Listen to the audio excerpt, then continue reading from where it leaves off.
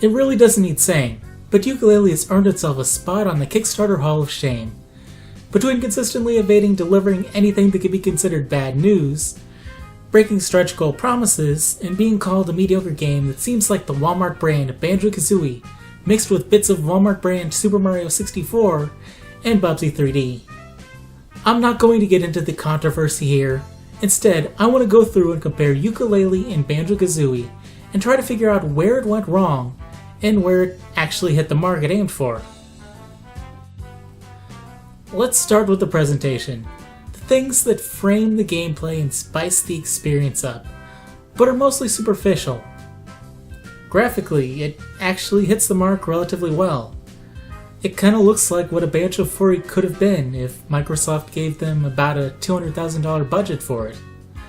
The character models look like evolutions of N64 polygons and promotional art.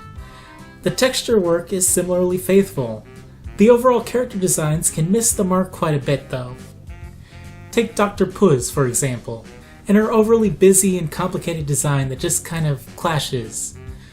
And some designs getting very slightly tweaked and reused and not in the kind of way of creating a pair or family of characters, like with the Boggy, Bottles, or Pig family, or the Ice Cube couple in Cloud Cuckoo Land.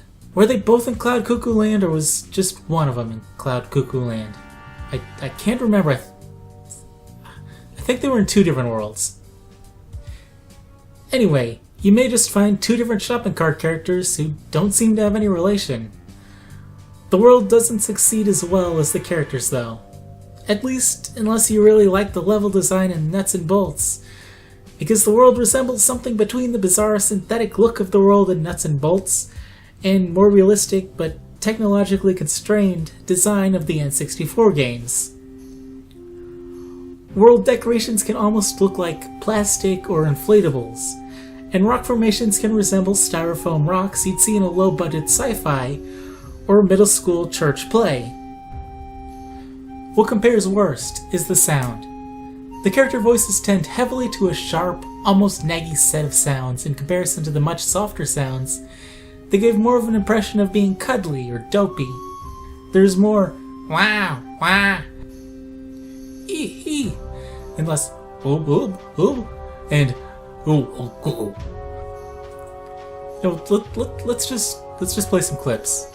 I got Trouser pretty good, but the others, they had to be bad.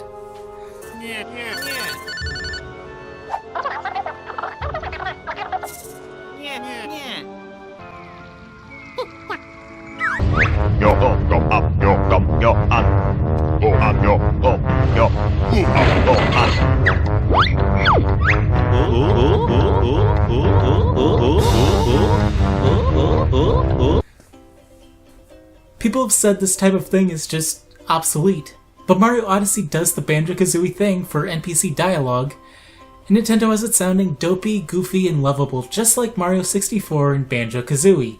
And Tooie.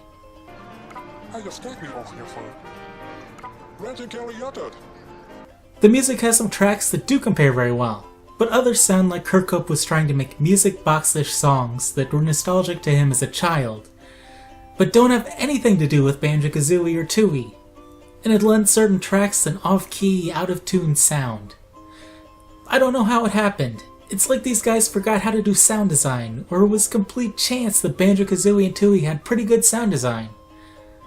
And the most baffling for me is the Page of Your Success jingle. It's like this shrill, out-of-tune trumpet. We went from the celestial jiggy jinglies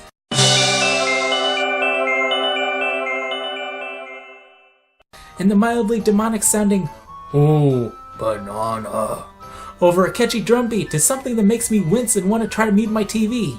Who told Kirkhope this sounded okay and like something in Banjo?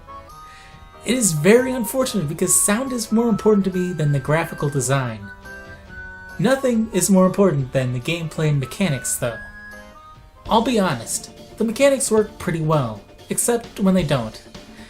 And that is a very big exception. Banjo-Kazooie and Tooie had loads of mini-games and many were absolutely great, and a few were rough. Yooka Laylee doesn't have any excellent mini-games, but they aren't offensive and terrible, except for one I've encountered so far.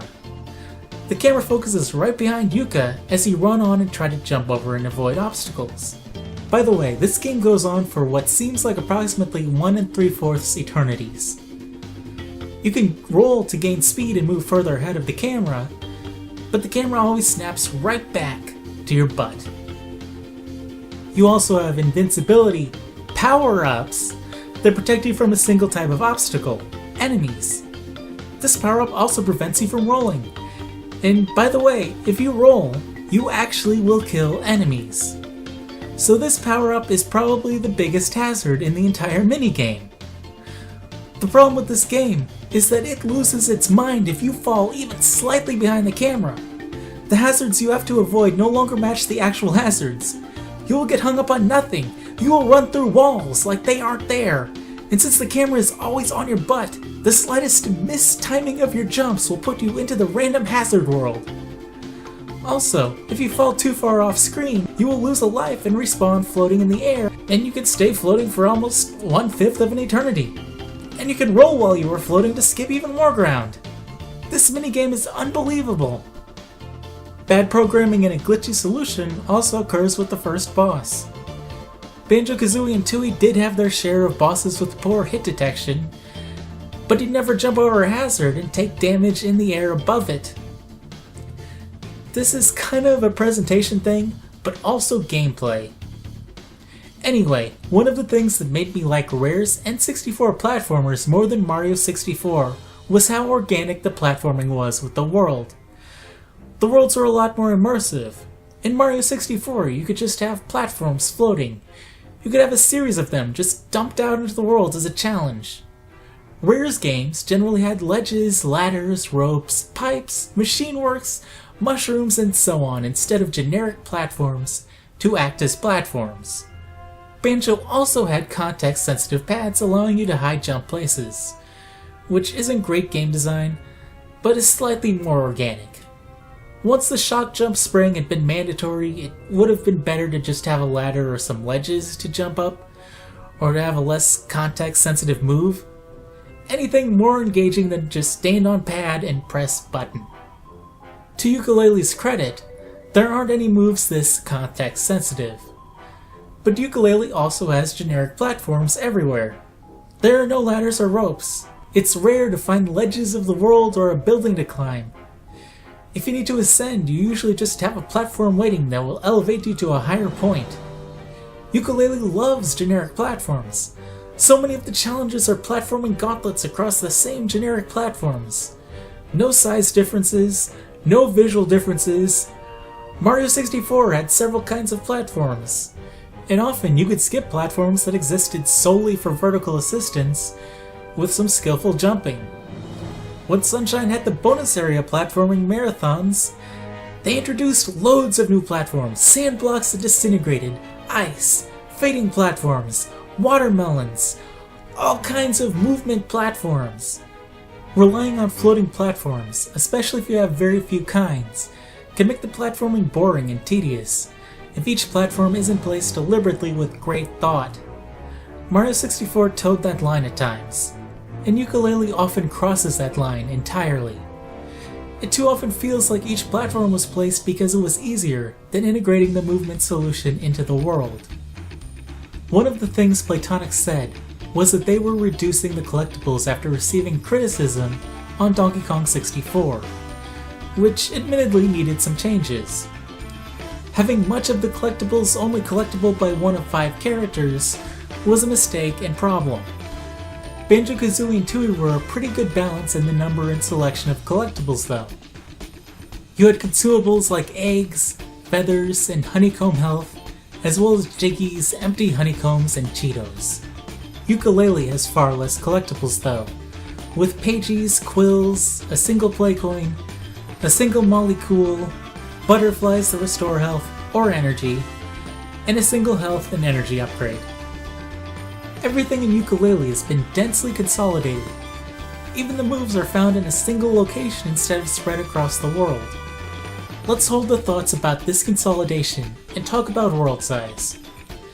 I don't have empirical measurements, so this is somewhat subjective, but I estimate all of the worlds to be slightly smaller than or equal to those in Banjo-Tooie, and a fair bit bigger than Kazooie.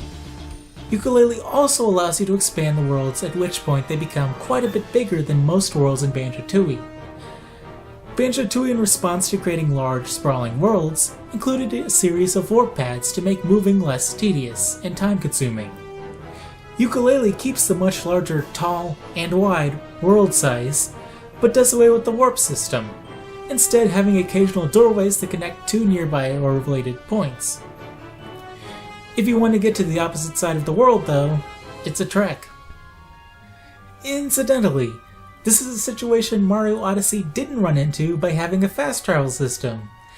Even though Odyssey's worlds weren't as sprawling, often being fairly vertical, and Mario's movements made traveling the worlds very easy.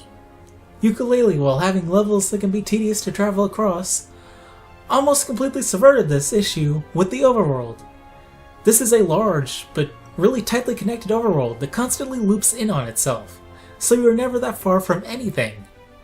It is truly amazing what they did with this overworld, and I wish they did it with the levels too, if they didn't want any type of warp system. If they'd accomplished this, they may have had better laid out levels than Mario Odyssey or any other platformer. This hub world, it's the best I've seen.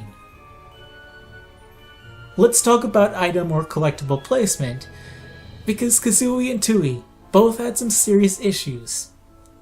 At times, Banjo-Kazooie hit the sweet spot and had notes leading you through the level. Sometimes it was eggs or feathers.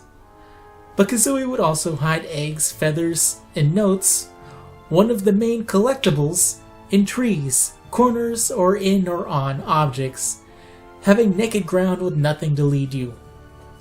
It's a good idea to have something to reward tree climbing or checking out the corners of the map. Eggs and feathers or low-number collectibles like Cheetos or empty honeycombs are perfect. Since the notes had to be collected in one run, they shouldn't have been in trees, and putting them in trees and corners was a missed opportunity when it also hurt pathing. Banjo-Tooie consolidated collectibles, but also often still pathed with much longer, less obvious pathing distances. They also did their fair share of putting notes on top of things, but they could also be collected in multiple runs. Yooka Laylee, with the few things there are to collect, still puts them in corners and on top of things or under things constantly. There is occasional pathing, mostly over a series of platforms or hazards. When you expand worlds, it will also add new quills to the base part of the world. So you can totally check an area of the base world for quills, expand the world, and now there are just quills in that corner, on top of that mountain, or under that bridge. These guys actually made the game with the best collectible placement though. I think it was a happy accident, but in Donkey Kong 64, there were so many collectibles, they would be consolidated 5 or 10 at a time, and placed on top of things, in corners, and in trees, and still, every path in that game had items leading you down it. You just needed to be able to collect most of it as any Kong. The way to go about the number of collectibles would have been to place them to form a path. See the most you've ever placed in a world, round that number up, place the extras and corners and stuff, then you have exactly as many collectibles as you need. Or they could have had something like eggs or feathers that isn't an important collectible, and you can place 1,000,000 of them and they aren't overwhelming or too much. They are just there for the player who needs a refill. Go crazy, crash the CPU, it's not too much. Also, Mario Odyssey did pretty good with pathing since 100 coin stars or no more, and they could place as many coins as were necessary. These games are known for their unlockable moves. Kazooie handled them pretty well. Most used items or could be used anywhere. Sure, there was the shock jump. Tooie also fared pretty well, but brought back the shock jump pads for some reason. Some of the new moves, like the many types of shoes, were somewhat contextual, but often allowed a bit more freedom than the shock jump, or were used solely to gate late game stuff. Tooie had some moves, mainly Banjo's solo moves, that were easy to confuse in effect and how to perform, but it wasn't that bad. Yooka Laylee actually has quite a few fairly contextual moves. Yooka can eat fruits for special shots as an egg replacement. The thing is, you have limited time to shoot the fruit. You eat the fruit, solve the obvious puzzle, and move on, as opposed to how Banjo would have situations where you might try shooting different types of eggs you'd collected. If they didn't work, you might try ground pounding or beak barging, and have to think about what to do. Yooka Laylee often boils it down to recognizing cues and doing things. You don't have to find out how to break a rock or fence. You sonar the totem like always, or eat the grenade fruit, and it breaks or opens. Yooka Laylee still doesn't do this well. You actually get 2 different moves that can break glass, and are told, use this move to break cracked glass. But some glass can be broken by one of the moves, some by the other move. I had to look up a guide because I spent 20 minutes trying to break glass with my move, only to learn there is another glass breaking move later in the game. Another of the core things Playtonic thinks makes a Banjo-Kazooie game are the quizzes, and it was so easy to get it right. Banjo-Kazooie had a board game with quiz questions about the characters and worlds. Tooie had a game show with the same types of questions. Yooka Laylee has a straight path. You answer a few questions, and you are done. A few of the questions are about the worlds and characters, but most are about how many collectibles you have collected. Do you have 251 quills or 248? Have you already collected the health expander in a particular world? I hope you know. I don't know how so much of this happened. It's like they didn't know what any of what we loved about Banjo was, and gave us the superfluous shell. But they made Banjo. So how does the game seem more like you told a native Russian speaker about Banjo-Kazooie and Tooie in under 1,000 words? Google translated it into Russian and had them develop a game like that. I'm genuinely curious about their thought processes, because I don't understand how it misses the mark by so much. They made the Banjo games, they made Donkey Kong 64. How? How does it subvert almost all of the good things about those 3 games? Playtonic, if you see this, tell me why. Make a documentary about why. I mean, if you had put in cars, I could kind of see where you could go wrong there.